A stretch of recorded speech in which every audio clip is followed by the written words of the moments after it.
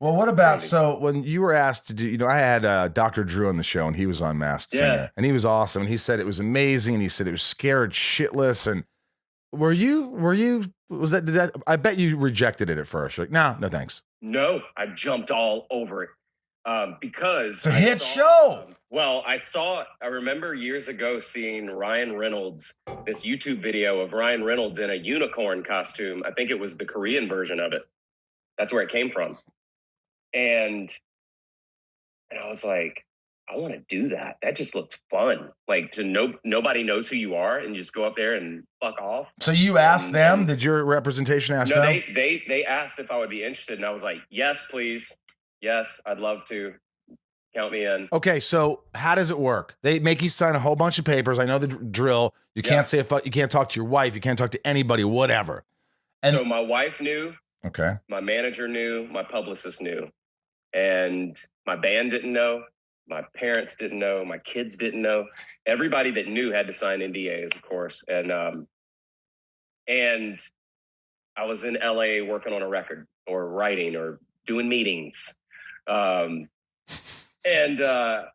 we, it's all pre-taped. So we shot it all and it starts airing and my kids are like, man, this guy on the show sounds like you. I'm like, well, that's crazy. And I would listen to it and be like, kind of a little bit. And so we had to keep like kind of lying to them. And then they'd see clues and they're like, there was this like meditation bowl in one of the clues. And they're like, we have that bowl. That's got to be you. I'm like, I'm here. Obviously, it can't be me. And you sold it. You sold that. I sold it, man. I had to sell it to fans too because we were out on the road when it started airing, and they were bringing me like Rottweiler, like gifts and shit. I'm like, what is this? Everybody keeps talking about that. What did you sing? What was the first song? I'm an actor too. What's the song you sang? What's the song you sang? The first one was Man Eater. Wow. Now, not the Nelly Furtado one, but the Hall & Oates. Hall & Oates. Did Nelly Furtado sing, "Seen the man eater, make him mop, shabba-dum-dum"? I don't know that one. It's actually a pretty decent song. But so you sing Hall & Oates. I love some Hall & Oates. Did you rage it? Did you get to pick the song? Yeah, I got to pick them all. We went into halftime on the chorus. It was all like, it was cool. But then we did Grenade, Bruno Mars, Castle on the Hill from Ed Sheeran. Did Alive from Sia. That was my last one. You thought you were going to win, of course, right? I was hoping. I'm obviously not good at contests. Always. What'd you get the first time?